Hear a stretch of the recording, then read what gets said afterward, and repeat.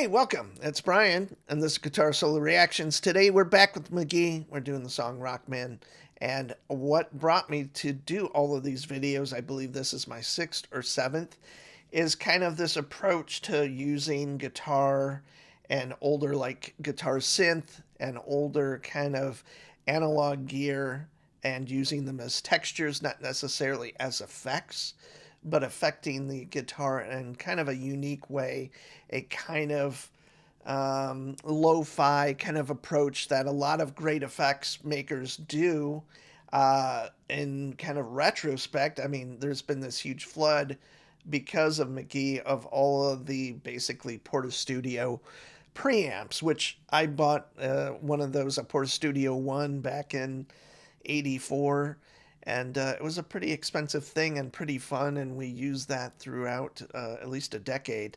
I have no idea where it is today, but I'm sure I sold it at some point. Anyway, I like that kind of aesthetic of bringing in older technology for newer textures and basically what I would consider a modern pop kind of situation. I don't know how else to put it, but you hear lots of cool elements in here, and I often kind of comment on those as well from my perspective, being 57 years old.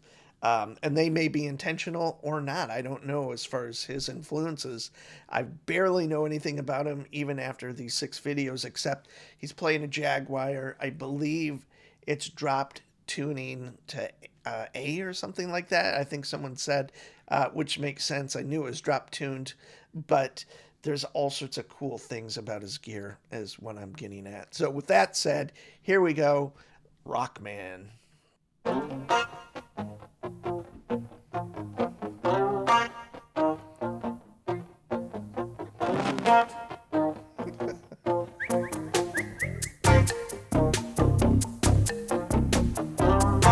Hey, hey, hey.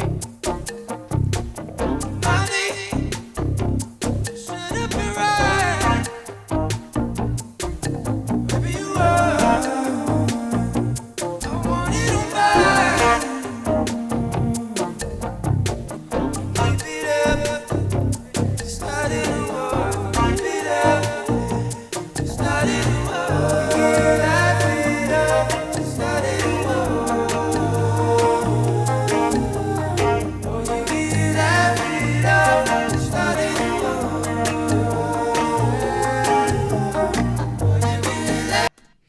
So what I hear initially, it really pulls me in because it reminds me, and I've said this before, texturally speaking, like Peter Gabriel, Kate Bush, and Adrian Blue throughout his stuff with Laurie Anderson and the Talking Heads going into King Crimson.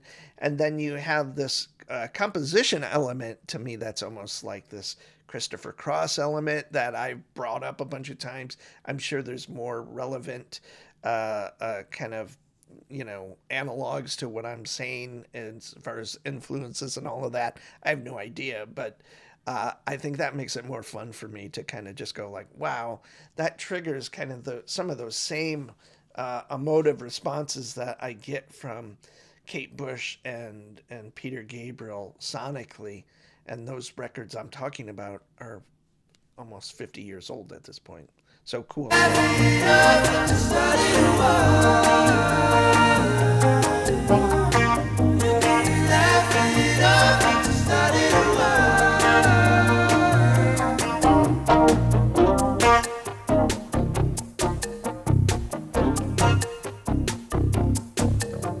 Okay, sorry.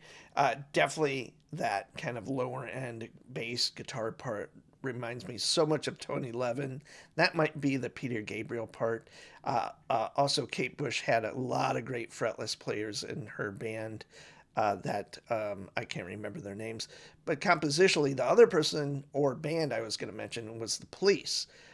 So that kind of popped into my head as well. Honey, because it's in my eyes. Whenever I feel, I need you tonight. Yeah. Keep it up, keep it up. Started a war. I can see you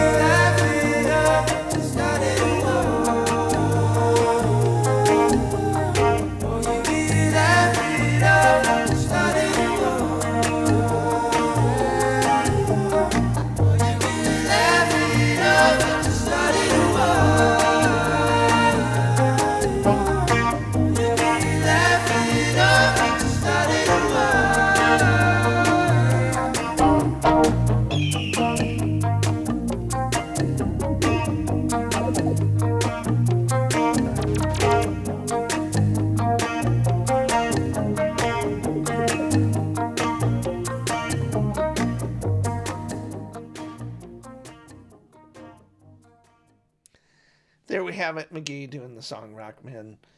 Probably not named after the Tom Schulz Rockman gear. But if you're my age, that stuff was everywhere as far as guitar processing goes. He originally, Tom Schulz, that is, the person from Boston, designed a thing that you'd plug your guitar or bass in that was like the size of a compact disc player almost, and you'd plug your guitar in it and you could walk around and play basically listen through headphones. I don't know if you could plug it into an amp or not. That was down the road because after that kind of took off, and to be honest, that sound I don't remember it being really that interesting to me.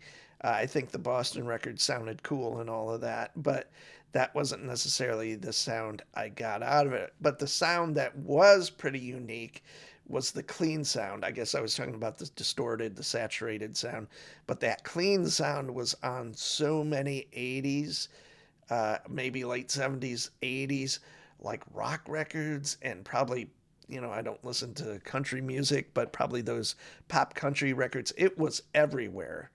And then more sophisticated stuff came in later, whether it was like Eventide and all of that high end gear that Dan Huff and all those session players would use to get those sounds continuing through the 90s. But the Rockman stuff was really cool. There was a compressor, a sustainer, and all of these kind of rack stuff, a graphic EQ. You could really kind of do this whole thing, and there was amps and all sorts of stuff. I never really got it, but if anyone's basically a guitar player and kind of following McGee and kind of trying to approximate or get some of those tones, not that this would do it, but MXR put out a pedal that was essentially the Rockman in a pedal. I bought a couple of them. I found them unusable for what I do, and I did not like how they sounded, so I sold them.